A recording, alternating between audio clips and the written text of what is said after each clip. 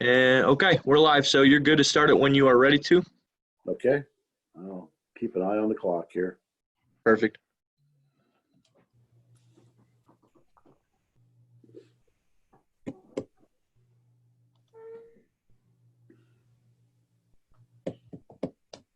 I can see you, Shane. Commissioner Paradiso, how are you today? I'm doing great.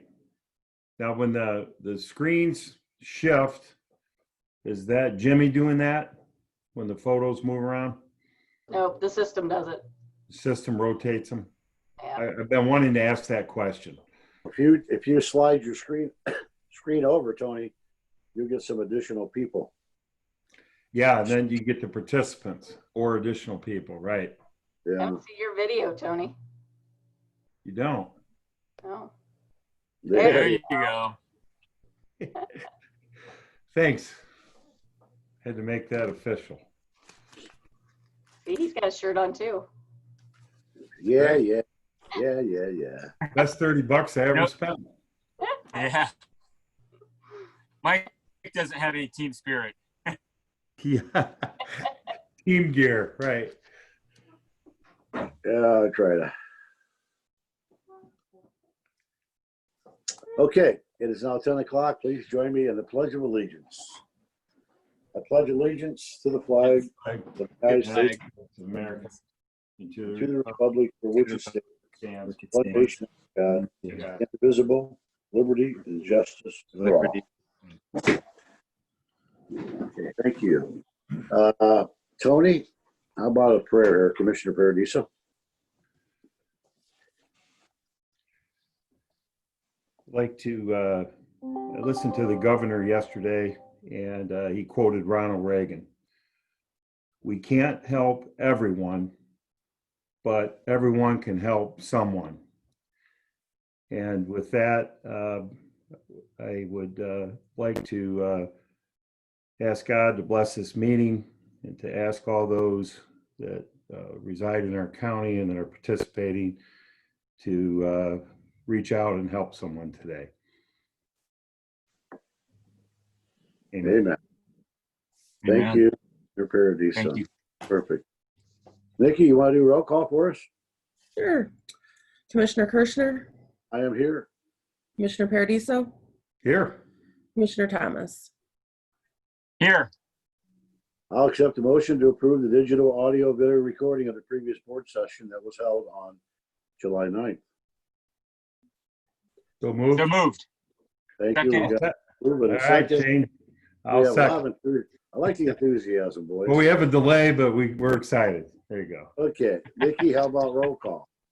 Commissioner Thomas, Yes. Commissioner Paradiso, Yes. Commissioner Kirschner. Yes, ma'am. Okay, Stacy, you're up. Okay, I guess I'll start out with, see if I can share my screen again. Just getting used to this. Just figured we got sales tax late, end of the day yesterday. So as you can see, total sales tax $686,622.16, which is about down 9% from 2019. You know, 2019 was a really, really good year for us. So that's where we're at on sales tax for this month. I think according to the sheet we got from CCAO, I think they're projecting for our area, Shane, you might help me remember, it's non-auto sales tax. They projected for June to be potentially up 13% for our area, but that is non-auto. Some of those reports are a little confusing to read, but we are still down, and Budget Commission has not recertified the numbers. So figured I'd give you a bit of an update on that. Okay. Well, we're starting to develop a trend here, I think, are we not? I mean, in that it's somewhere in the range of 700,000 a month, pretty consistently, which is, and that 9% number is for the month of June. How does that compare to the how much we are off in the month of May? We were 16%. Let me bring that back up. I'm showing 19, but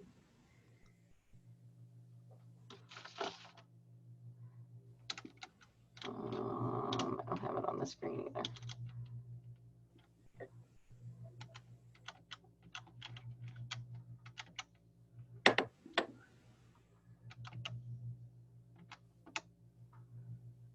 No, it's about 16%.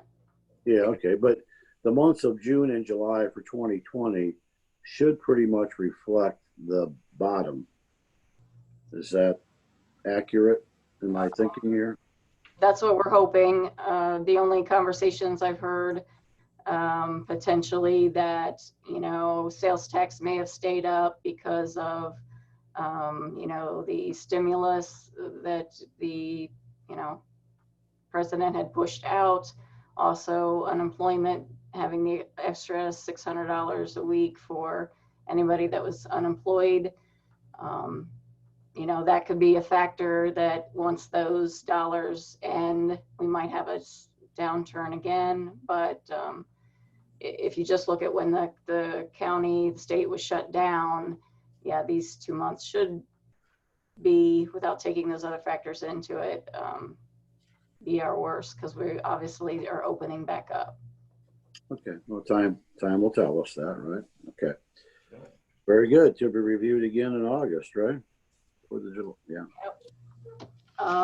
Another question I had is, as all of you know, or at least the employees, Interactive Health has gone bankrupt. That's the company we used for our wellness program. CCAO, Corsa, Sebco, they're all trying to try to get our information back from their system. I talked to the wellness committee the other day, asking about thoughts on how we should do our wellness program. Initially, you know, this system would keep track. You get the first 600 points, you get the first discount, the 900 points and 1,200 points. What we kind of talked about and I wanted to bring up to you guys is that we do have the list of who did the required health screening and then the assessment. So what we kind of talked about in our wellness committee is maybe allowing that first 600 points to be achieved with just those requirements, because the ones who did those did what they were actually required to do. I think you can get up to 450 or 500 points just by doing those. That way it would help the employees. Now we also talked about to get the 900 or 1,200, because some employees already have those, that we would ask you to prove the 600. And then obviously Ginger already has anybody that's gone over the 600 to the 900 and the 1,200. So I just kind of wanted to get your thoughts. I mean, I don't necessarily need an answer today. Just want you to know that we have a lot of employees asking. You know, they're concerned because they can't get access to their points. Just something to think about. Who makes these decisions for the most part in the recommendations, Stacy? Is it the healthcare committee for the county? Well, the wellness committee, it had been formed from people from the health insurance committee. Mm-hmm. And so the wellness committee kind of met. We don't have a health insurance meeting until the 29th. So that's why I wanted to at least bring it to you guys. The deadline for our wellness points is August 12th or 14th, mid-August. So we're running close to that deadline when all those points would have to be in. So tell me your thoughts again, your final recommendations here to us. What the wellness committee said is that if you've completed your required initial health assessment and your health screening, or if you've gotten your doctor to do your health screening. Those we do have documentation of, and we can give the 600 points based on that. Or because it's just been hard for anybody to be able to get into their doctor's office, even just for, you know, the simple mammogram or skin screenings, different stuff like that. So that's why we were kind of thinking we'd be a little bit lenient, as long as they did their 2 big required, that we would waive the remaining 600. But if you're going on further to do the 900 and 1200, at least show us, you know, your EOB and not us. Send those to Ginger, Job and Family Services. And, you know, for the public, this is probably doesn't make any sense, but this is part of our wellness program. So do you need any action on our part for this, or we could just say we will go with the recommendations of the Wellness Committee? That would be a decision either way. If you want to do it by resolution, or just accepting the Wellness Committee's recommendation. I would like your thoughts, and obviously to be able to move forward with on this. So I have one question, Mike, Stace. So after August 14th on to December 31st, what happens in that period of time? that would be the company's next bankrupt. year's What's that? runs August to August. So anything they would do after the deadline would be for next year, which we don't have that information yet. That's right. Okay. For next So year. we don't have a company, but we've got a whole year to, the employees have a year to get their points. Yeah, so this points would have been from last That's August right. to this August. So there was time to get your health assessment in, to get your blood work done. Those are required. And they could still do those two required to be eligible. They just have to go see their doctor and submit the proper paperwork. So I'm willing to go along with the Wellness Committee recommendations, especially in the first tier up to the 600. My concern is that after that, it gets a little bit ambiguous at best, and we may anger some staff because they say they've completed them, but they can't document it. I don't really want to put you guys in a position to have 10 conversations with different people about whether they deserve the discounts or not. So my thought would be to go ahead and allow the first 600 to all those that you're able to document, and then on a case-by-case basis to review the rest of them and make a decision. yeah, because Ginger's already got some employees that have completed the 900 and the 1200. So once employees get to 600, they no longer submit it to Interactive Health. They submit it to Ginger out to Job and Family Services. So she would have those numbers. Okay. I think that procedure is just fine. We ought to continue with it. Now, is there another company that's going to take this over from the SIPCO appointing someone else, or? Yeah, they're working on that. I think it was Health. They gave me the company's name. They're going to send us the directions on how to get logged in to the new company that's going to start. HealthWorks, I think it is. HealthWorks, yes. Yeah. There you go. So I don't know that there's any action necessary on our part. I just to say that those people that are 600 that is within the realm of your decision. Ginger can make the decision about those people with 900 and 1200, and then it'll be taken over by the new company when they come on board, and we're back in business, right? Yep. And once the Health Insurance Committee meets again, starts talking about next year's premiums and wellness, we'll definitely bring that forward to you. So I don't know, gentlemen, do you have any other thoughts about that? Shane? Yeah, I'm willing to accept the Wellness Committee's recommendation. Again, the purpose of that is to encourage our employees to live a healthy life. One of the things we would consider is some way to address COVID in our wellness program, whether that's, buying masks, wearing masks, washing hands. I don't know. Healthy living living, that's new since we approved our last plan. So, possibly one of the things we can consider recommending to the Wellness Committee is some normal health living ideas that have come out of COVID. So, but I'm willing to accept leniency in this period. Obviously people haven't even been able to get to the gym for the most part. I'm It's good different with it. times. Yep, I'm okay with it as well. Okay. Now, since we're on the subject of healthcare, somewhere in the email exchange, I read that we have got an excess, maybe, of healthcare premiums. Stacy, what am I talking about here? Somebody said that possibly we could have a holiday on premiums.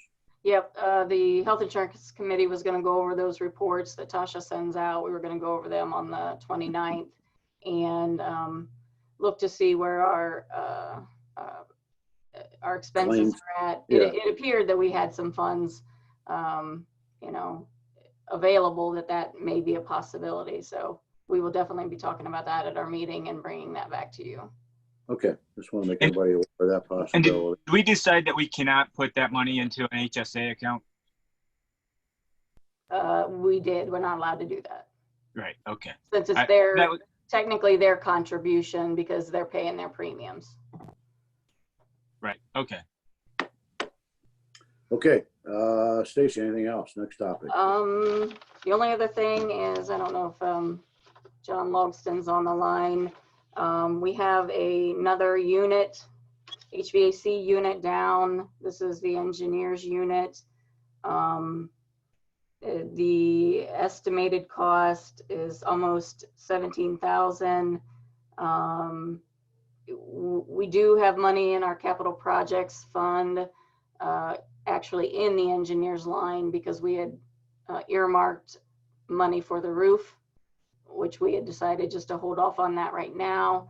But they've tried to repair it, and it was on John's list, last year at our capital improvement work session, that he was worried about was going to be one of those. So,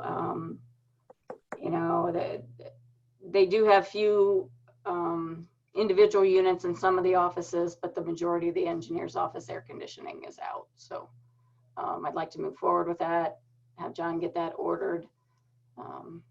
Just needed to bring that to your attention. You need action from us? No, since I already have money in that line, as long as you're okay with it, we can just put in a purchase order separately. So I don't need any. So we are replacing that, Stacy. We're not repairing it. Right. And yeah, are we getting multiple quotes on this? He's gotten 2. Stacy, Oh, there you are. Yep, I'm on the phone. Okay. Go ahead. Let me know when you want something. I was just wondering about on that unit, just to make sure we're getting the best deal. Okay. The real quick history of that building is the older building. It's a T building there, part job and family, part engineer, park districts in there as well. And can you guys hear me all right? Yes. Yeah. Okay. It's all electric building. That part is all electric. I've always wanted to change it to gas. I know this is bad timing, but the heat pump on the end of the building, which is the engineer's office, be the north end of the building, is out and needs to be replaced. Gas line is right there on County Road 20. Everything's perfect except timing. And I'd like to go ahead, get the gas in, make that replacement a gas unit, and from there, as long as we size it properly, from there we can put that whole building in gas as we need to or can afford to. Is that within that 17,000 that we talked about here? The service and the first unit is will be a gas with central air unit, which will take care of half of that engineer side of that building. And I think it was $1,000 difference in, he got a quote for replacing electric with electric, and Right.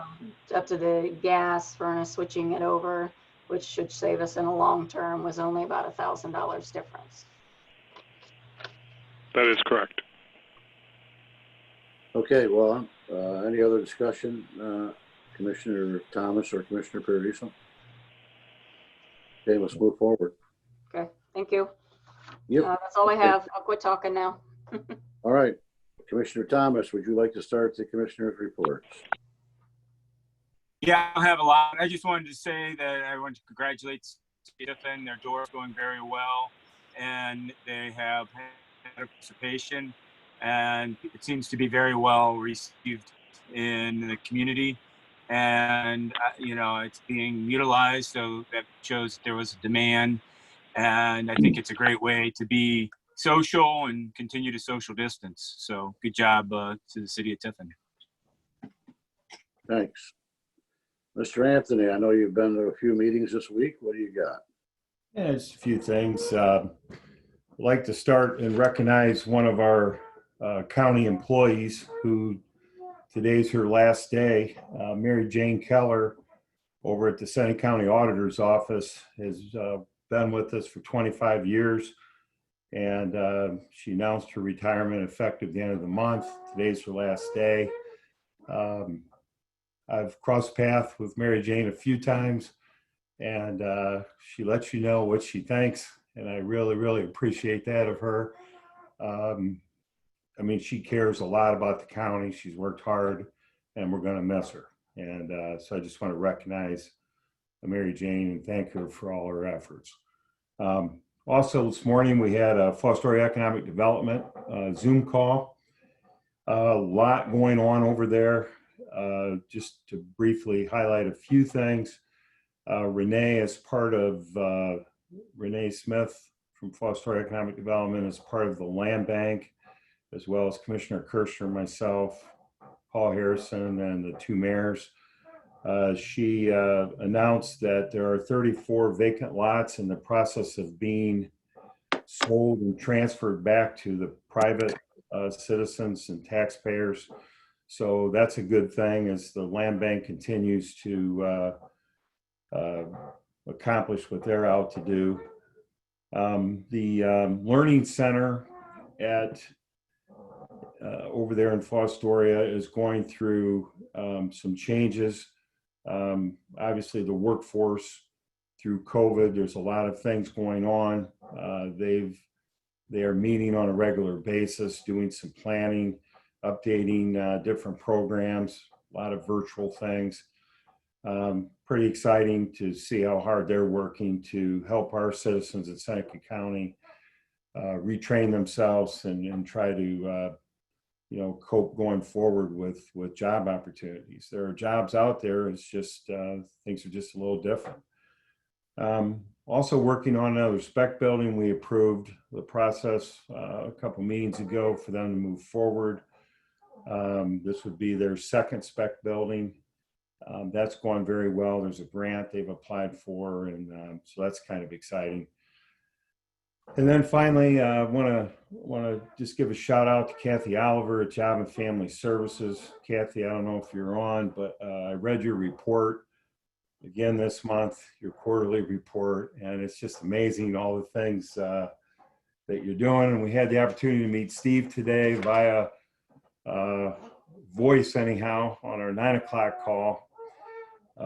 Business administrator out there who will also be on the COVID committee. But nice job, Kathy, and I know you're real involved down at the state level, and it's nice. Many of our administrators have contacts down in Columbus and are recognized for their leadership, and it just shows back here in the county. So that's all I have, Mike. Okay, thank you. Just two things for me. There's a little hashtag Frontline Proud out there at this point that has been started locally. and it's getting some real traction.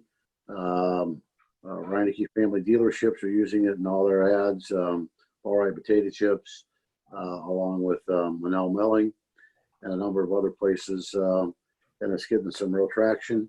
So I think whenever we have the opportunity to promote somebody locally doing something great, we ought to do that. So when you see the rubber bands that people wearing on their wrists now that say Frontline Proud, we are saluting nurses, doctors, EMS workers, police, and whoever else is out there running into the fire instead of running away from it. So God bless those folks, and this is a day to kind of recognize them. I have an interview today at 4 o'clock with Jay Hanna, NBC 24, regarding the fair. I think there's some question about how they're going to handle the rides and how often is the fair going to be open, and are they going to have things in grandstands and whatever else. Hopefully a little more up to date by the time he calls at 4 o'clock, but just to let you guys know that I'll say nice things about you on TV if they ask. So that's what I have going on today. Any other old business? We'll jump right into new business. Stacy Wilson. I'm actually gonna see if I can share my screen again and bring up, so you guys can actually see what I see when I read these. So I'm gotta get the video out of the way. Can we check Okay. the VIP stuff just live now and then we're done with it? What's that? Can we check the VIP stuff now live on the screen so we can just be done with the? Yeah, can Well, we vote right now? I can, since I'm logged in. Jimmy, fix that, will you? Make sure we can do that. Okay, the first up app I have is for the sewer district into the contract service line for $16,515.22. And as you can see, higher than average utility costs from the city of Fostoria due to the meter not working correctly, utility costs being underestimated. So they need the additional for the remainder of contract services for the rest of the year. Next, I have supplemental appropriation. This is for EMS. The contracts repairs lines for $5,000. We had our Bettsville squad have a pretty expensive fix to it. I think it is done and back at the public safety building now. Ken's going to go through it, make sure all the equipment is back in and good. But that's what the additional repairs were for. I have a supplemental appropriation. This is the Dog and Kennel Trust Fund. It was a fund set up years and years ago that money for our compost funds and our EPA expenses were paid for out of. We actually had closed that fund in 2017, but something in the auditor system deposited interest into that fund when it should have been closed. So that's what this odd amount is for, $1.18 into the transfers out line so we can get that closed. We also have the then the transfer from their transfers out line to our general fund transfers in line for the $1.18. Well, that'll get us through the rest of the year. I know. That's I don't know what we do without it. This is the next request is from Job and Family Services, and this is in their public assistance line, requesting additional money to cover COVID-related expenses, which, you know, we may need to review this a little bit later, that maybe some of these could come straight out of the coronavirus relief fund, but we're still working on getting all that documentation together. So I'd hate to hold up any expenses that they would need right now. The last one I think I have as far as financials is from Job and Family Services in their for their services, other line services for children, $6,000, additional dollars needed. And that's all those. I already mentioned the transfer itself. I have a resolution authorizing the Seneca County Board of Commissioners to enter into a contract with M&B Asphalt for the County Road 592 pavement widening resurfacing project. Their total bid amount was $382,835.24. I have a resolution setting time, date, and place to receive sealed bids for the OPWC Issue 1 Round 34 road project.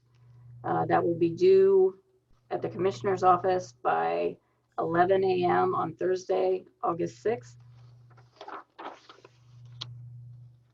I have a resolution authorizing a sub-grant agreement with the Greater Ohio Workforce Board on behalf of the Seneca County Department of Job and Family Services. And I have a resolution authorizing the agreement with Seneca Crawford Area Transportation Contract on behalf of the Seneca County Department of Job and Family Services. Okay, I will accept the motion for the supplemental appropriations and the authorizations. So moved. Thank you, I'll Commissioner. second. Thank you. Roll call, please, Nikki. Commissioner Thomas, Yes. Commissioner Paradiso, Yes.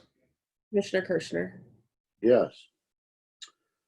Okay, anything else to be brought before this commission today?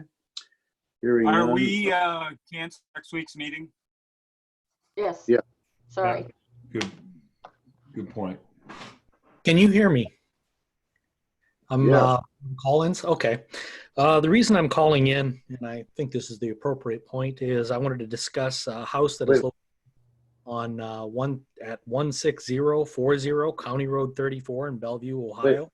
This is Paul Harrison. No, this is Alan McGinnis. Okay.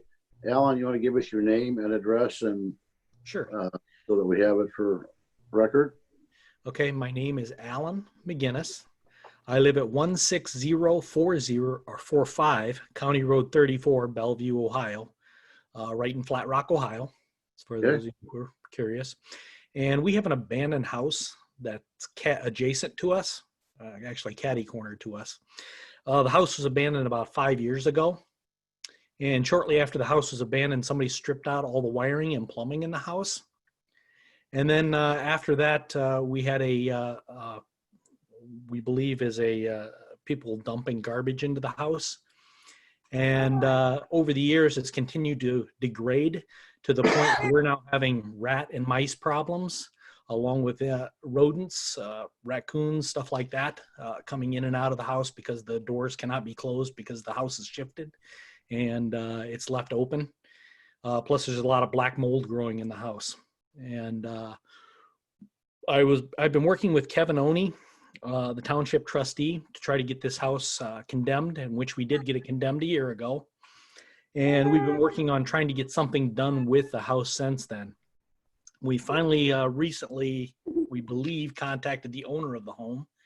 And so we're working on trying to get something done, either the house tore down or at any rate. So what I'm looking for is support from you in doing something with this home at 16040 County Road 34 in Bellevue, owned by Jeffrey Redman.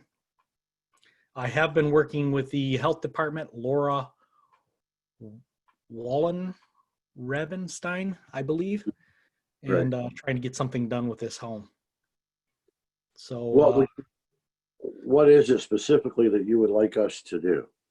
if the home is condemned already, can we get it tore down and the yard cleaned up? I don't know the answer to that. I'd have to check with the prosecutor. Okay. To find out what the procedures would be. We always have the option of the land bank as well. Okay. And I think that we could talk to those folks. The land bank is in the business of taking, properties that are no longer habitable, Right. and actually tearing them down. And I don't know of any properties we've had out your way, so it may very well be an eligible property to do. Okay. So if you would call the office or leave your name and number with Stacy Wilson, I will follow up with the land bank and also with the health department and the prosecutor. Well, when I say I mean Stacy Wilson, and Okay. she will Office. determine, what the best route for you is. I sympathize with you. I certainly don't want something like that in my neighborhood. I appreciate the fact that you called in and see if we can get anything happening for you. Okay. Stacy, can I get your contact information, please? Yes, just call the office phone, 419-447-4550, and my extension is 103. All right. Thank you. Alan, this is Commissioner Paradiso. What's the address again? It's 16040 County Road 34, Bellevue, Ohio. Okay. Thank you. Mm-hmm. Alan, I know that everybody in the world that wants to chime in can, but I'm going to give you my cell phone too, in case you need to contact me, and that's 419-934-0523. You're welcome to call anytime. Okay. Thank you, Mike. You bet. Okay, Jimmy, we have anybody else out there with their hand up?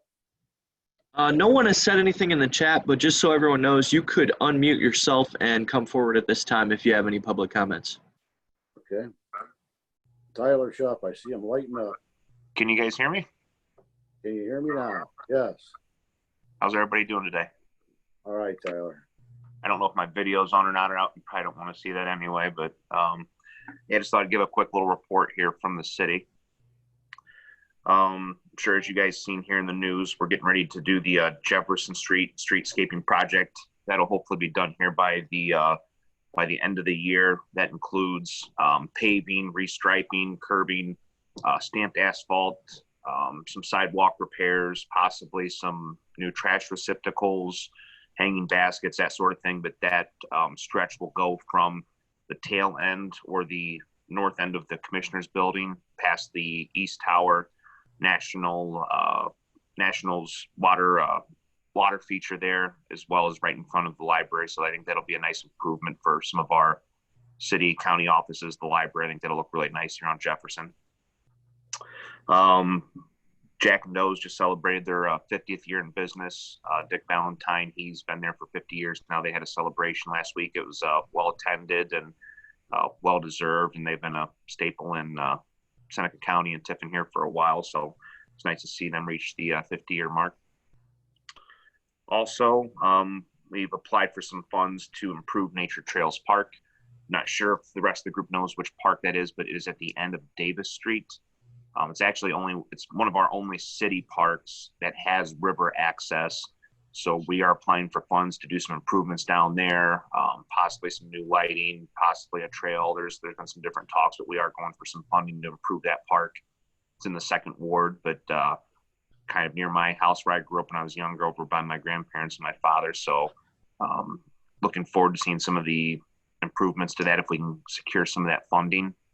It's, like I said, it's one of our only city parks that has access to the river. So I'd really like to see more people utilizing the river, whether that's canoeing, kayaking, outdoor and green sports, that sort of thing. But it could be a potential draw for our county and the city, and maybe drive up a little tourism or people looking to enjoy the river and a nice day in the sun. The city's also right now, with Chief Stevens leaving here at the end of the year, the city's already begun to discuss the search. I think the city's plan is to do a nationwide search here as far as that goes, but we did have a Personnel and Labor Relations Committee meeting last night, headed up by Chairman Councilman Perry. So there's some discussion there as far as loosening some of the restrictions or keeping them as is. There's some college requirements and degree requirements as far as the chief goes, the sergeants, lieutenants. So there was some really good conversations about those sort of things. There was good good debate on both sides. I guess some of the concern was with everything going on in law enforcement right now. The pools have been smaller than in past years, and we just want to make sure we're getting good people, keeping good people, and if we have people in the department that are ready to move up, that hopefully they can do that as long as they have the requirements that need met. But we're beginning that search, and I have faith in council and the administration that they'll do their due diligence. That's about all I have from the city right now. All right, thanks, Tyler. Audrey, I know you're up there, ready to go. Good morning, everyone. All right, just a couple of things from me from TSEP today. First, we have a grant opportunity from Jobs Ohio that Nick's working with, but it actually covers several of the zip codes in Seneca County. And it's for if you're in a certain zip code that's a distressed area under these terms, or if it's some kind of minority-owned business. There are some funds available for a different type of employee type cost. So we are working with the different municipalities and townships in those certain zip codes to find if there are any businesses that might be eligible to take advantage of this. But if you all can think of any that you think you might fit, please reach out to our office and we'll see if we might be able to get them connected with that funding source. Also, we have been, TSEP has obtained some PPE kits that are like shoebox sized kits that include things like gloves, masks, sanitizer, those type of things.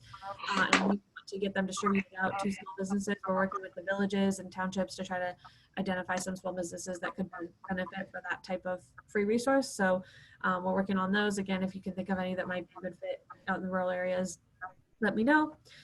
Just a quick reminder that the PPPL and the EIDL, all the acronyms, are still open and available, so businesses can still apply to those. So if you know of any that need help applying, get them connected with us and we'll help them out.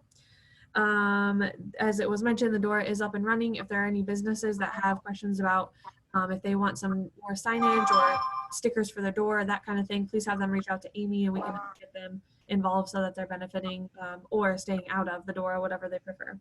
And then you all know I'm doing a little bit of work with the farmers market as a board member on that now as well, so I can work with those rural vendors and entrepreneurs too. Our markets are up in full swing, but I just wanted to give a little kind of plug for our Friends of the Market group, which is people that will help support the market, whether it's volunteering or donating or helping us do things or getting the word out, those kind of things. We have yard signs you can put in your yard. If anyone's interested in kind of joining the Friends of the Market group that we're trying to help rev up the market with, please reach out to me. I'd be happy to get you connected with that as well. I think those are all the updates I have. Are there any questions for TSEP today? I don't think so, Audrey. Very good report. Thank you. All right, anyone else? Jimmy out there? I am not seeing anything. Again, a quick reminder, if you'd like to come forward, just unmute yourself and let us know. Hearing no one, no other responses, accept the motion for adjournment. So moved. Second. Thank you. Commissioners, we are hereby adjourned. Thank you. Thank you.